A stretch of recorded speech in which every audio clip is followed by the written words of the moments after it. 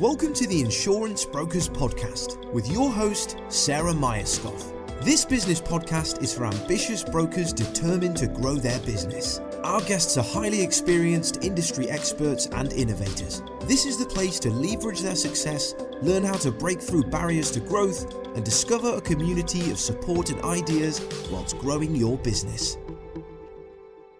Good afternoon, Adrian. Thank you very much for joining me again on the Insurance Brokers Podcast. It's really great to have you here. Hello. Hi, Sarah. No, it's great to be here. Thank you. So we've got an interesting podcast topic today because it's like about a podcast in a podcast. So I wonder if you just want to tell me a bit about the podcast that you guys have just launched. Yeah, this is your moment. People, listen, because you need to go and listen to what Adrian's telling you. Okay, well, that's great. Thank you for the opportunity, Sarah. So, look, there's no doubt what we've done stems directly from the Insurance Broker podcast and what you do and the experience of recording some of those with you, which sort of strengthened that idea, which was a question to my team, which was, come on, I think we should have our own podcast. So a little bit of thought went into it, or a little bit of pushback went into it initially. It was like, really? Do we really want to do that? Who's going to listen? What are we going to talk about? Who's going to do it? It's like, yeah, absolutely. We can do this. And I think there's an opportunity to do this because I think over the course of the last couple of years, people have started to consume material differently. You know, people have started to perhaps listening to podcasts more. We've got more attuned to using webinars, and we use our time a bit differently. So the concept of Covered in 15 is to provide every couple of weeks, a running series that talks about, let's say what it doesn't talk about. So it doesn't talk about product. It doesn't overtly talk about insurance.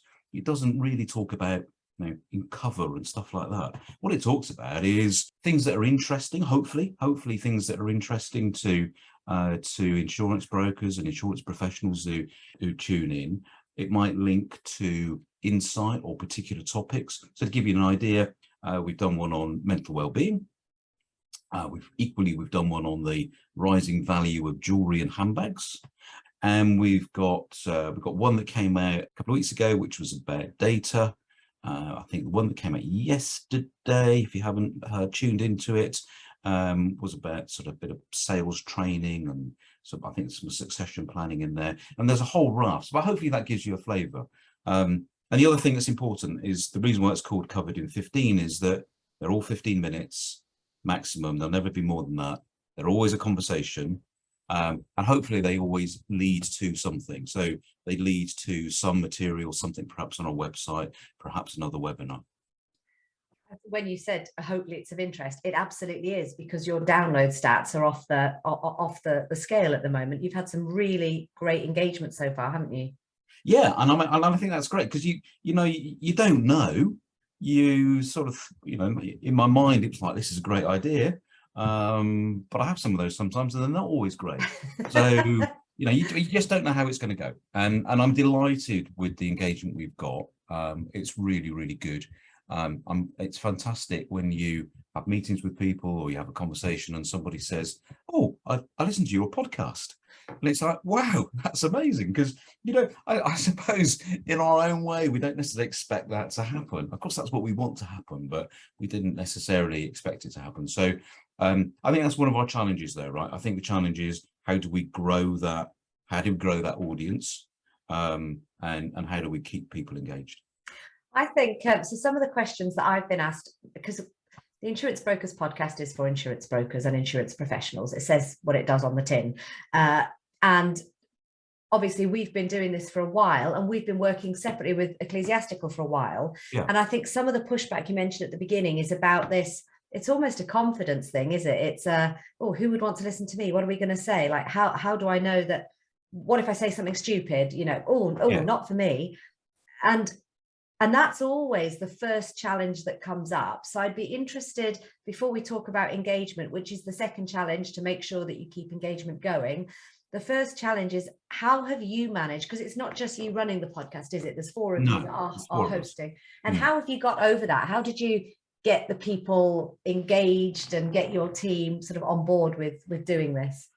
Well, so I think the first thing about, the reason why hopefully we'll never say anything stupid is down to you, Sarah, on Boston Tullis, because you do the editing for us. You make sure that any of those pauses or the postman coming to the door and all of that kind of stuff that goes on when you record these things, that all gets polished out.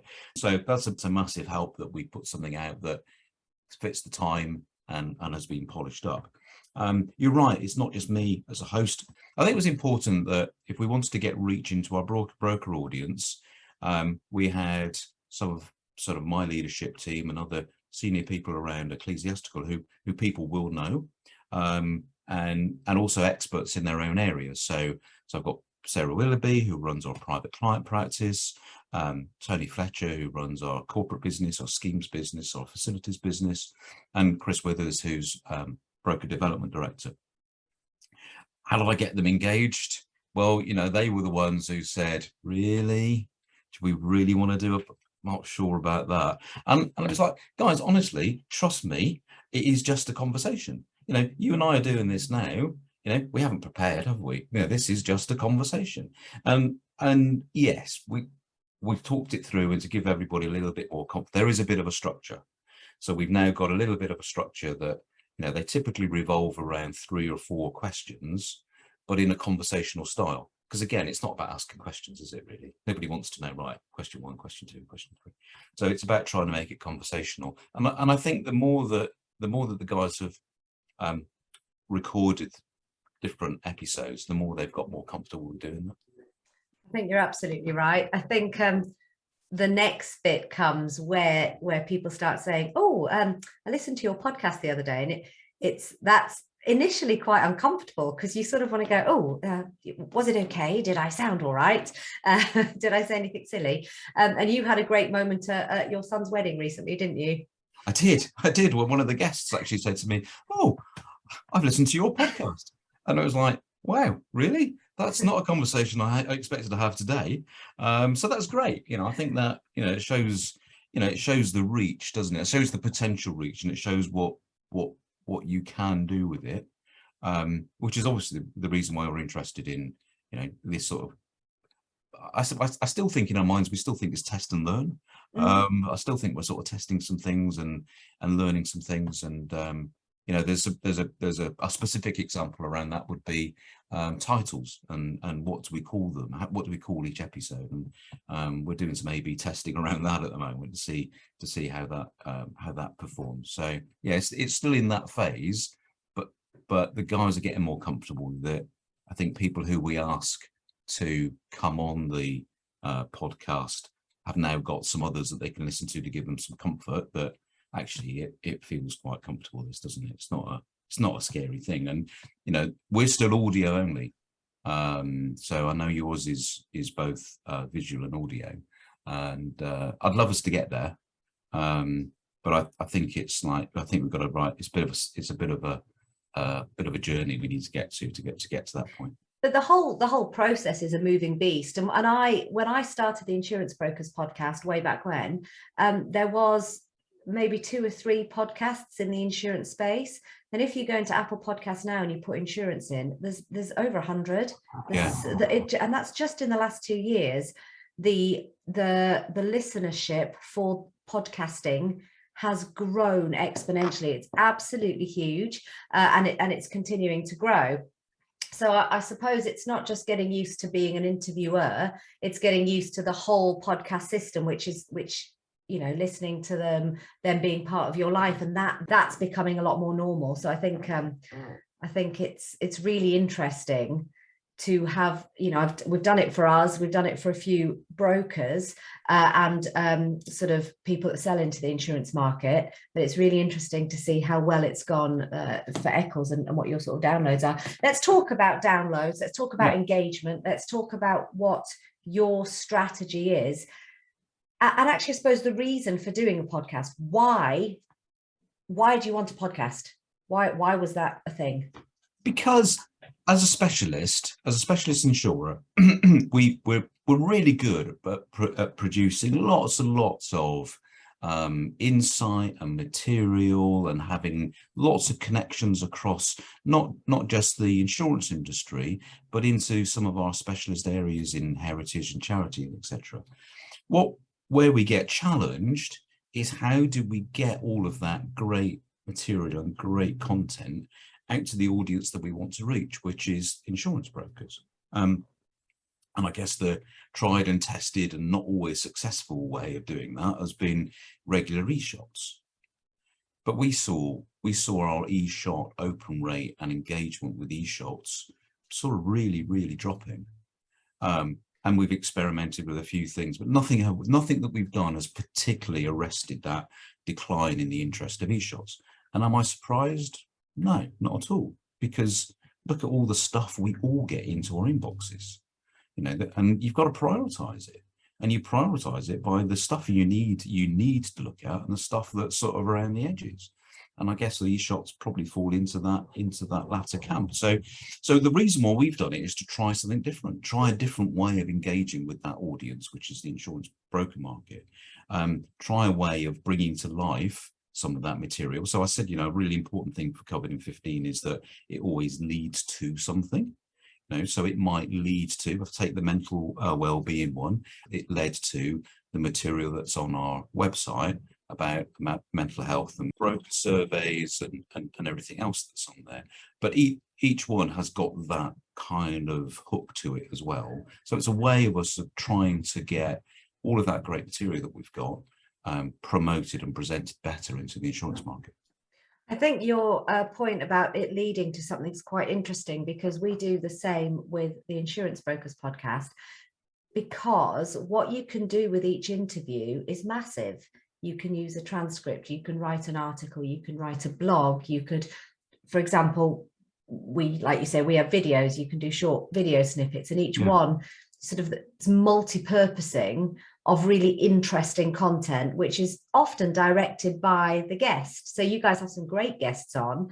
Claire on your mental health one, absolutely fabulous, really engaging conversation. And it benefits both the interviewer and the interviewee, really, doesn't it? As well as the audience. The other thing that I found really interesting, and I don't know if you've found this yet, because people are used to listening to me and my voice, often I get messages on LinkedIn that are very familiar, which is lovely. And it's because I know you already because I've listened to you speaking so much. Right. So there's a real personal element, which is bizarre, really, given that, some people I've never met. I don't know if you've come across that sort of vibe or feel yet, or any Chris or Tony or Sarah have mentioned anything. I don't think so. Maybe that's something that we've got to look forward to. But I understand it, because I guess when you hear a familiar voice, often we think, oh, I kind of know that voice, and then you think, oh, I don't really. Oh, it's just somebody from the TV. How silly. But that's that familiarity thing. So I absolutely get it. We haven't got there yet, but yeah, who knows? We might get to that stage as well. The worst part for me is when I hear my own voice coming out of the editing team. Oh no, stop it. I don't want to listen to that. That's awful. Oh, it's yeah, great listening to others, but not so much to myself. Yeah, no, it's horrible. It's horrible listening to yourself. And sometimes you've got to just to be sure about what's been said and what's going out. But yeah, I do avoid that as much as I possibly can, to be honest. Yeah, it's absolutely. So going back to the engagement thing, talk us through, if you don't mind, what we mean by engagement. So you're looking at numbers, we're looking at numbers together, but rather than me saying what the numbers are, tell me what it means to you as commercial director of Ecclesiastical. What are you looking for? What are you seeing? What are you measuring against? I guess what we want, first of all, where we're at the moment is we want to grow that audience. So that we're increasingly reaching a larger and larger audience with the material that we're producing. It gets a little bit difficult at the moment for us. I guess that's our main measure is the audience size. We're also interested in the feedback side of it. So when we start doing some of our regular broker surveys and other bits and pieces, I think you can expect us to be asking questions about, have you heard of Covered in 15? Have you listened to Covered in 15? You know, et cetera, et cetera. And the anecdotal stuff at the moment is really good. So I think all four of us have had broker conversations where they've said, oh, I listened to your podcast. That was really interesting about whatever. So it's great to know that people are listening, because what I've said before, you don't know. But at the moment, I think our focus is on how do we grow that audience? And I think the only way we can grow and sustain the audience is by making sure that what we talk about is relevant and interesting and quite short as well. I think we always felt that being quite short was important, and positioning it as something you could literally listen to over a cup of coffee. We felt that was quite an important feature. I think you're absolutely right. And I think your branding has really hit the nail on the head. The Covered in 15 and sort of the conversations are interesting, personable, but to the point. You know, you take a lot of the superfluous conversation out without losing any of the interest, which is great. Some of the things that we've noticed that really help with engagement, it's absolutely critical to do it regularly and with a date. So yours comes out every 2 weeks, doesn't it? And so there's an expectation, and as your audience grows, there's an expectation, oh, the podcast is coming out, I'll listen to. So the regularity is really key. And like you say, doing the multi-purposing or leading to, as well as sending out across all different types of channels is you know, the standard things that we do to increase engagement. But what I've really been interested with yours is that your initial download rate was quite high, and you weren't initially on Apple Podcasts at all. No. So without being on one of the major platforms, your download rates were really quite something. I think it was over 50 downloads. That means over 50 people listened to your podcast in the first week, which I think is absolutely incredible. So I think you guys are doing a wonderful job with it. Is there anything? That's it though. So like we're doing something different that we don't necessarily fully understand, if I'm honest, what the right benchmarks are. So we're finding our way with it. But it's exciting, and I think everybody's now come to realise it's actually quite good fun to do. And it's actually quite easy. You just need to spot the opportunities. So spot that. Also, we launched one of the episodes that I was the host went out, and I made a point. Maybe I shouldn't tell people this because they might not do it. But those people who liked it on LinkedIn, I made a point of going back to one or two and just saying, "That's great. How about coming on an episode?" Perfect. And I've got 100% take up rate. So, hey.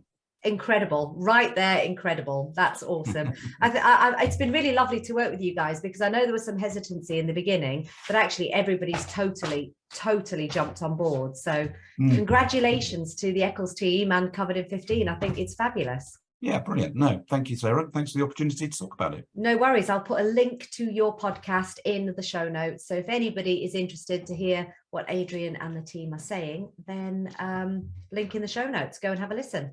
Brilliant. Thank you. Thank you for listening to today's episode. If you have enjoyed what you have heard, have any questions or feedback, please leave us a review and we will be sure to get back to you. If you would like further information on how Boston Tullis Group can support your business, or if you would like to join us on an episode, please do not hesitate to contact us.